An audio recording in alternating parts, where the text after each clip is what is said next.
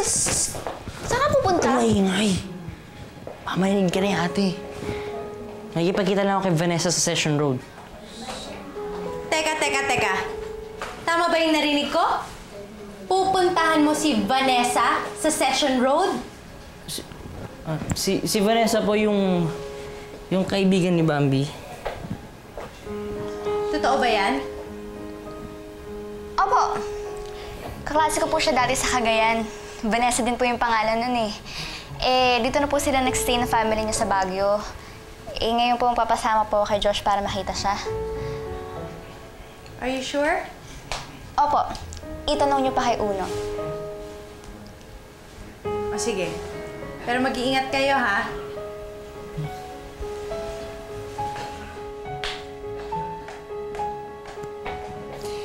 Thank you.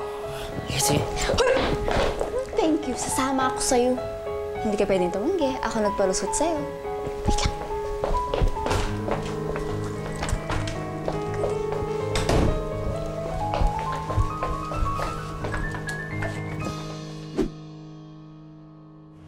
Chris, dito muna tayo.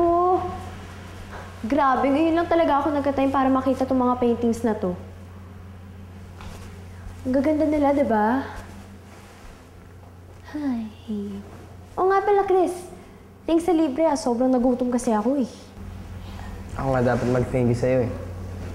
Kasi tinulungan mo ako dito. Kaya sa atin dito, mag-taxi na tayo. Para mabilis tayo makabalik. Taxi? Maglakad na lang tayo, lapit-lapit nun eh. Kasi ayoko na late, sayang yun. Sige na nga. Tara. Aray ko! Aray ko! Nangyari? Aray ko, bigla na lang sumakit tiyan ko, Chris! Bakit? Ang sakit. Ewan ko, baka kaya napadami yung kain ko ng hamburger. Ang sakit ng tiyan ko. May malapit na ospital dito, tara, dali na kita. Hindi! Ayoko! Dito muna ako hanggat nawala na yung sakit. Hindi mo naman ako iiwan, di ba? Siyempre naman. Lang nang iwan kita dito. Kaso nakakahiya na kay Ayeng.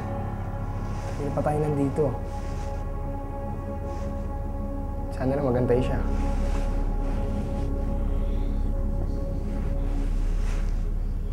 Nasa labas siya? Kanina pa tayo nandito ah. Sabi niya, dito lang daw siya, hindi siya alis. Tapos, kanina ko pa hinatawagan, di naman sumasagot. Isa't kalahating oras na akong naghihintay oh.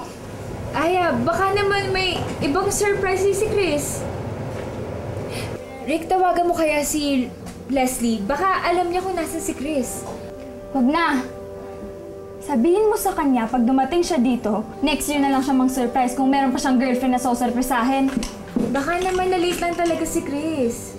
Ilang beses ko na ba siyang pinagbigyan sa panglulokong ginawa niya sa akin, ha? Ano ba naman yung maging on time siya, di ba? Ano ba naman yung tumawag siya na malilate siya? Puro sa salita. Aya, Bambi, thank you talaga ah.